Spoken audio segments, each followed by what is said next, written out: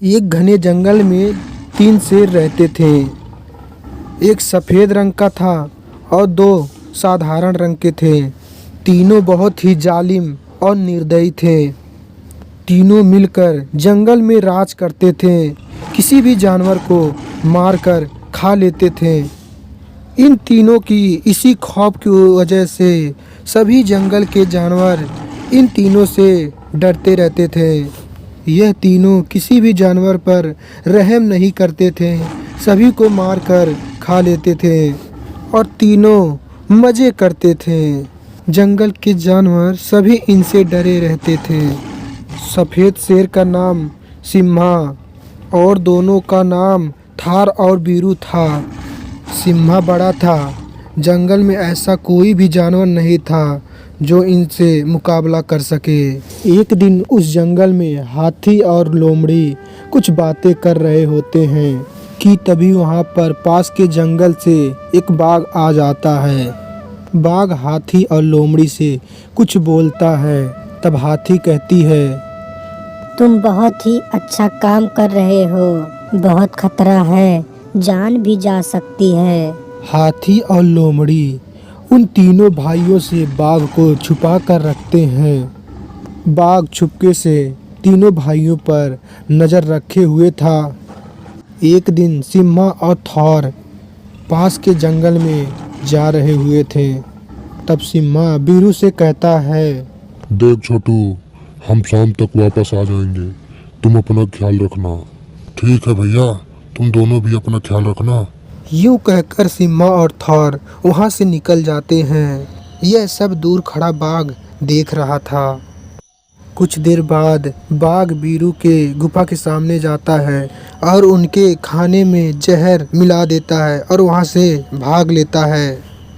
थोड़ी देर बाद बीरू उठता है और इस बात से अनजान उस खाने को खा लेता है और थोड़ी देर बाद वह मर जाता है। हाथी और लोमड़ी मरे हुए बीरू को वहाँ से हटा देते हैं। शाम को जब सिम्हा और थौर आते हैं तो गुफा में देखते हैं तो बीरू नहीं था। अरे ये कहाँ चला गया? लगता है टहलने के लिए गया है। हाँ भैया, मुझे भी लगता है वो कहीं गया है टहलने के लिए, शाम तक आ जाएगा। चलो, मुझे अब नींद आ रही है, थक गया हूँ मैं। यूं कहकर दोनों अपने अपने गुफा में सोने के लिए चले जाते हैं। सुबह होने के बाद थौर बीरू से मिलने के लिए उसके गुफा में जाता है। थौर गुफा के पास जाकर देखता है तो वहाँ पर उसका बड़ा भाई सिम्हा खड़ा होता है। अरे भैया, आप बाहर क्यों बैठे हो? बीरू कहाँ है? अरे छोटे, मैं तो अभी अभी आया हूँ। मैंने सोचा वो तेरे पास है। नहीं भैया, मैं तो अभी अभी आया हूँ। वैसे बीरू कहाँ गया बिना बताए? वो तो कहीं नहीं जाता था। ठीक है, चलो देखते हैं। तुम इस दिशा में जाओ, मैं इस दिशा में जाता हूँ। दोनों ही अलग अलग दिशा में बीरू को ढूंढने के लिए चले जाते हैं। थौर बीरू को ढूंढते ढूंढते बहुत दूर पहुंच जाता है। सिम्हा थक कर आराम करने लगता है। तभी कुछ दूर पर हिरन और लोमड़ी बातें कर रहे होते हैं। अरे सिम्हा शेर कितना जालिम है, अपने भाई को ही मार के खा लिया। वह जितना ही सफ़ेद है उसका मन उतना ही काला है। अब थौर की बारी है। वो तो चाहता है कि मैं अपने भाइयों को मारकर अकेला जंगल पर राज करूं। अरे ये तुम क्या कह रहे हो? क्या यह सच है? लोमड़ी कुछ बोलने वाली थी, तभी यह सब सुनकर थौर आ जाता है। दहाड़ मारते मारते गुस्से में कहता है, अरे यो लोमड़ी, ये तू क्या बोल रही है? तू जानती है तू किसके बारे में बात कर रही है? लोमड़ी डरते डरते हुए बोली, मैं सच कह रही हूँ। मैंने कल रात अपनी आंखों से देखा।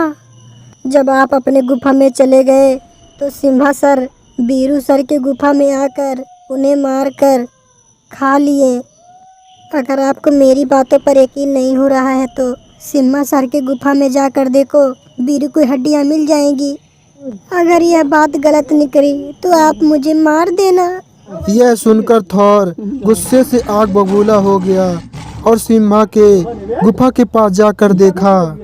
हड्डियां को देखकर, सिम्हा के गुफा में हड्डियों को देखकर थॉर बहुत गुस्सा हो जाता है और अपने मन में सोचता है, अरे सिम्हा, तेरे मन में इतनी लालच, मैंने कभी भी ऐसा नहीं सोचा था। अब तू मरेगा। थॉर तेजी से सिम्हा के गुफा के पास जाने लगता है। इधर सिम्हा भी थॉर के गुफा के पास गरजता है। इधर सिम्हा को भी भड़का दिया। सिम्हा भी थॉर को मारने के लिए उसके गुफा के पास जाने लगता है। सिम्हा और थॉर दोनों आपस में खूब लड़ाई झगड़े करते हैं। उनकी लड़ाई खतरनाक मोड़ ले लेती है और वो एक दूसरे को मार देते हैं। तो दोस्तों, इस कहानी से हमें यह सीखने को मिलता है कि हमें किसी भी काम को करने से पहले उसे 100 बार सोच समझ कर करनी चाहिए।